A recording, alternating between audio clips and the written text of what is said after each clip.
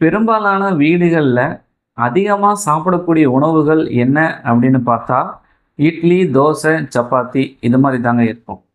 So இத வச்சே நம்ம எப்படி வெயிட் லாஸ் பண்ணலாம் அப்படிங்கிறத சிம்பிளா உங்களுக்கு நான் சொல்லிக் குடுக்க போறேன். அதாவது தோசை டயட் சார்ட். திங்கட்கிழமையிலிருந்து ஞாயிற்றுக்கிழமை வரைக்கும் 7 வகையான தோசை வெரைட்டீஸ வச்சு எப்படி வெயிட் லாஸ் பண்ணலாம் அப்படிங்கிறத நான் உங்களுக்கு சொல்லிக் குடுக்க போறேன். ஜீரோ சுகர் சேனலுக்கு நீங்க இப்ப தான் ஃபர்ஸ்ட் டைம் வந்திருந்தீங்கன்னா சப்ஸ்கிரைப் பண்ணிக்கங்க. இது ஆரோக்கியமான வாழ்வின் பாதை.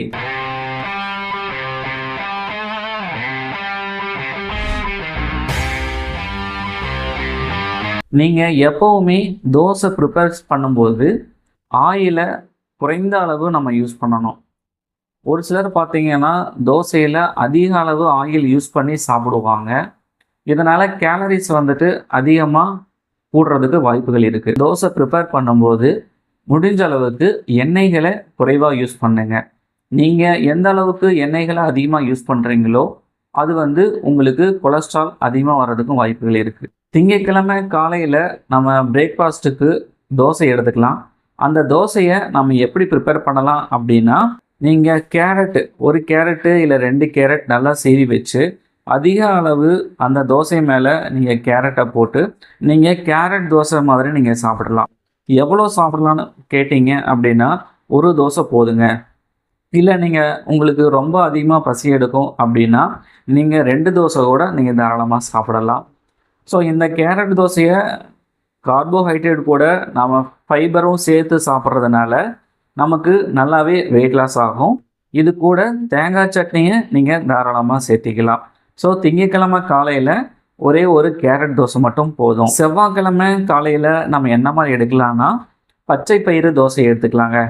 நிறையா பேருக்கு இந்த பச்சை பயிறு தோசை எப்படி செய்யணும்னு தெரியும். தெரியாதவங்களுக்காக அதை எப்படி பண்ணுறதுன்னு உங்களுக்கு நான் சொல்லிடுறேன். நீங்கள் 1 டம்ளர் அளவுக்கு பச்சை பயிறு நீங்கள் எடுத்துக்கணும். வேணும் அப்படின்னா நீங்கள் அடிஷ்னலாக 1 ஸ்பூன் இல்லை 2 ஸ்பூன் வந்து அரிசியை சேர்த்துக்கலாம். இந்த அரிசியை சேர்க்கும்போது உங்களுக்கு தோசை கொஞ்சம் மொறுமொறுன்னு நல்லா வரும், கிறிஸ்பியாக இருக்கும். இல்லை அரிசி வேண்டானாலும் நீங்கள் வெறும் பச்சை பயிறு மட்டுமே நீங்கள் தாராளமாக சேர்த்துக்கலாம். இதை நீங்கள் ஒரு நாள் இரவு ஊற வச்சுக்கணும். அடுத்த நாள் காலையில் அந்த பச்சை பயிறு கூட இஞ்சி, சீரகம், கருவேப்பிலை இதை எல்லாத்தையுமே சேர்த்து நீங்கள் மிக்சியில் அரைச்சி உடனடியாகவே நீங்கள் தோசை சுட்டு சாப்பிடலாம். ஸோ இந்த பச்சை பயிறு தோசையை பொறுத்த வரைக்கும் 2லேருந்து 3 தோசை நீங்கள் தாராளமாக சாப்பிடலாம். இது கூட உங்களுக்கு வேணும் அப்படின்னா வேர்க்கடலை சட்னியை நீங்கள் அரைச்சிக்கலாம். அடுத்ததாக புதன்கிழமை காலையில் என்ன மாதிரி உணவு எடுத்துக்கலான்னா, பருப்பு தோசை எடுத்துக்கலாங்க. இந்த பருப்பு தோசையை எப்படி ப்ரிப்பேர் பண்ணுறதுன்னு பார்த்தா, துவரம்பருப்பு, பச்சை பயிறு, பாசிப்பருப்பு. ஸோ இந்த 3 பருப்பையும் நீங்கள் ஒன்றா எடுத்துக்கணும். எவ்வளோ அளவு அப்படின்னு பார்த்தீங்கன்னா, துவரம்பருப்பு 1 கிளாஸ் எடுத்துக்கோங்க, பச்சை பயிறு 1/2 கிளாஸ் எடுத்துக்கோங்க, பாசிப்பருப்பு ஒரு 1/2 கிளாஸ் எடுத்துக்கோங்க. ஸோ இதை எல்லாத்தையுமே ஒரு நாள் இரவு நீங்கள் ஊற வச்சுட்டு, அடுத்த நாள் காலையில் இஞ்சி, சீரகம், கருவேப்பிலை, 5 சின்ன வெங்காயம் இதை எல்லாத்தையும் ஒன்றா சேர்த்து மிக்ஸ் பண்ணி நீங்கள் தோசை மாதிரி சுட்டு சாப்பிடலாம். இதுக்கு எந்த மாதிரி சைடிஷ் நல்லா இருக்கும்னு பார்த்தீங்க அப்படின்னா, தக்காளி சட்னி உங்களுக்கு நல்லாவே டேஸ்ட்டாக இருக்கும். ஸோ புதன்கிழமை காலையில் பருப்பு தோசை எடுத்துக்கோங்க. அடுத்ததாக வியாழக்கிழமை காலையில் நம்ம என்ன எடுத்துக்கலான்னா, ஓட்ஸ் தோசை எடுத்துக்கலாங்க. இந்த ஓட்ஸ் தோசையை நம்ம எப்படி ப்ரிப்பேர் பண்ணலான்னா, ஒரு பவுல் 1 கிளாஸ் அளவுக்கு நீங்கள் ஓட்ஸ் எடுத்து, இது கூடவே வந்து கொஞ்சம் உளுந்து எல்லாத்தையும் ஒன்றா ஊற வச்சு, அடுத்த நாள் காலையில் நீங்கள் இதே மாதிரி மிக்சியில் அரைச்சி நீங்கள் தோசை மாதிரி சுட்டு சாப்பிட்லாம். இதுக்கு கொத்தமல்லி சட்னி உங்களுக்கு பெஸ்ட்டாக இருக்கும். அடுத்ததாக வெள்ளிக்கிழமை காலையில் என்ன தோசை எடுக்கலான்னா, ராகி தோசைங்க. இந்த ராகி தோசையை பொறுத்த வரைக்கும் உங்களுக்கு முழு ராகியாக இருந்துச்சு அப்படின்னா, ஒரு நாள் இரவு ஊற வச்சு நீங்கள் அதே மாதிரி காலையில் அரைச்சி ஒரு 2 மணி நேரம் 3 மணி நேரம் கழித்து புளிச்சதுக்கப்புறம் நீங்கள் தோசை சுட்டு சாப்பிட்லாம். இல்லை எனக்கு அதுக்கு டைம் கிடையாது அப்படின்னா, நீங்கள் தாராளமாகவே நீங்கள் கடையில் கிடைக்கிற ராகி மாவு பவுடர் இருக்கும், அதை நீங்கள் ப்ரிப்பேர் பண்ணி நீங்கள் சாப்பிடலாம். இது கூட தேங்காய் சட்னி எடுத்துக்கோங்க, உங்களுக்கு நல்ல டேஸ்ட்டாகவும் இருக்கும்.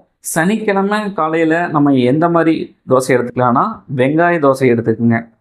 ஸோ தோசையை பொறுத்த வரைக்கும் முன்னாடி சொன்ன மாதிரி வெங்காய தோசை எடுத்துக்கலாம், தக்காளி தோசை எடுத்துக்கலாம். ஸோ உங்களோட ஃபேவரட் எப்படி வேணாலும் நீங்கள் மாற்றி மாற்றி சாப்பிட்டுக்கலாம். நான் உங்களுக்கு ஒரு ஐடியா கொடுக்குறேன் எப்படியெல்லாம் சாப்பிடலாம் அப்படின்னு. அடுத்தது வெங்காய தோசைக்கு வெங்காயத்தை நிறையா வதக்கி நீங்கள் வச்சு தோசைகள் சாப்பிட்லாம். இந்த வெங்காய தோசைக்கு தேங்காய் சட்னி பெஸ்ட்டாக இருக்கும். அடுத்தது ஞாயிற்றுக்கிழமை நம்ம என்ன எடுத்துக்கலாம்னா முட்டை தோசை எடுத்துக்கலாங்க. ஸோ பெரும்பாலான வீடுகளில் ஞாயிற்றுக்கிழமை நான்வெஜ் கண்டிப்பாக இருக்கும்.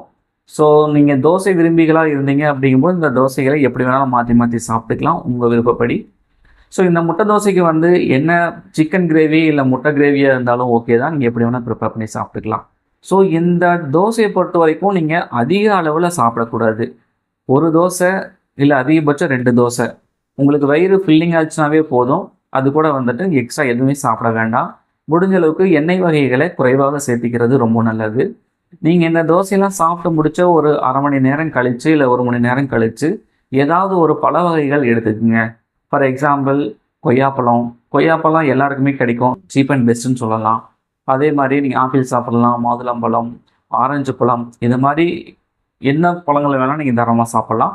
வாழைப்பழத்தை பொறுத்த வரைக்கும் கொஞ்சம் அவாய்ட் பண்ணிக்கிங்க, ஏன்னா அது வந்து வெயிட் இன்க்ரீஸ் ஆகிறதுக்கு நிறைய சான்சஸ் இருக்குது. ஸோ இந்த டயட் சார்ட்டு கூட உங்களுக்கு ப்ரிப்பரேஷன் வீடியோ வேணும் அப்படின்னா நான் அடுத்த வீடியோவிலிருந்து எப்படி ப்ரிப்பேர் பண்ணலாம் அப்படிங்கிறத ஒரு ஃபுல் வீடியோவும் நான் உங்களுக்கு அப்லோட் பண்ணுறேன். நான் கொடுத்த டயட் சார்ட்டை ஃபாலோ பண்ணி நிறையா பேர் வெயிட் லாஸ் பண்ணியிருக்காங்க. அதுலேயும் முக்கியமாக ஜெயான்னு ஒரு மேடம் இருக்காங்க மதுரையில். அவங்க டே 1ல் 87 கிலோ இருந்தாங்க. ஜஸ்ட் 15 நாளில் 5 கிலோ வெயிட் லாஸ் பண்ணி 82 கிலோ வந்திருக்காங்க. அடுத்ததாக ஃப்ளோரன்ஸ் ஒரு மேடம் இருக்காங்க சென்னையில். அவங்க டே 1ல் 88 கிலோ இருந்தாங்க. டே 15ல் 7 கிலோ வெயிட் லாஸ் பண்ணி 81 கிலோ வந்திருக்காங்க. ஸோ கிட்டத்தட்ட 7 கிலோ வெயிட் லாஸ் பண்ணியிருக்காங்க ஜஸ்ட் 15 நாளையே. ஸோ வெயிட் லாஸ் அப்படிங்கிறது ஒரு சாதாரண விஷயம். நிறையா பேருக்கு ஒரு ஃபாலோஅப்பு கைடன்ஸு எதுவுமே இல்லாதனால வெயிட் லாஸ் பண்ணுறதுக்கு ரொம்பவும் சிரமப்பட்டு இருக்கீங்க. நீங்களும் இதே மாதிரி ஆரோக்கியமான முறையில் வெயிட் லாஸ் பண்ணணும் அப்படின்னா ஸ்க்ரீனில் தெரிகிற டீட்டெயில்ஸை எனக்கு ஷேர் பண்ணுங்கள், நான் உங்களை கான்டாக்ட் பண்ணுறேன். உங்களுக்கு தைராய்டு இருக்கலாம், diabetes, PCOD, irregular periods, fatty liver, எந்த வகையான பிரச்சனையாக இருந்தாலுமே வெயிட் லாஸ் பண்ணால் உடல் ஆரோக்கியமாக மாறிடும். ஸோ அதனால் கவலைப்படாதீங்க. நான் உங்களுக்கு டயட் சார்ட் கொடுக்குறது மட்டும் இல்லாமல் உங்களுக்கு வேணும் அப்படின்னா நான் ஃபாலோ பண்ணி உங்களுக்கு எப்படி வெயிட் லாஸ் பண்ணலாம் அப்படிங்கிறத ஒரு கைடன்ஸு, ஃபாலோஅப்பு, மோட்டிவேஷன் எல்லாமே பண்ணி வெயிட் லாஸ் பண்ணுறதுக்கு நான் ஹெல்ப் பண்ணுறேன். ஸோ யார் எல்லாமே வெயிட் லாஸ் பண்ணுறதுக்கு ரொம்பவும் கஷ்டப்பட்டு இருக்காங்களோ அவங்களுக்கு இந்த வீடியோவை ஷேர் பண்ணுங்கள்.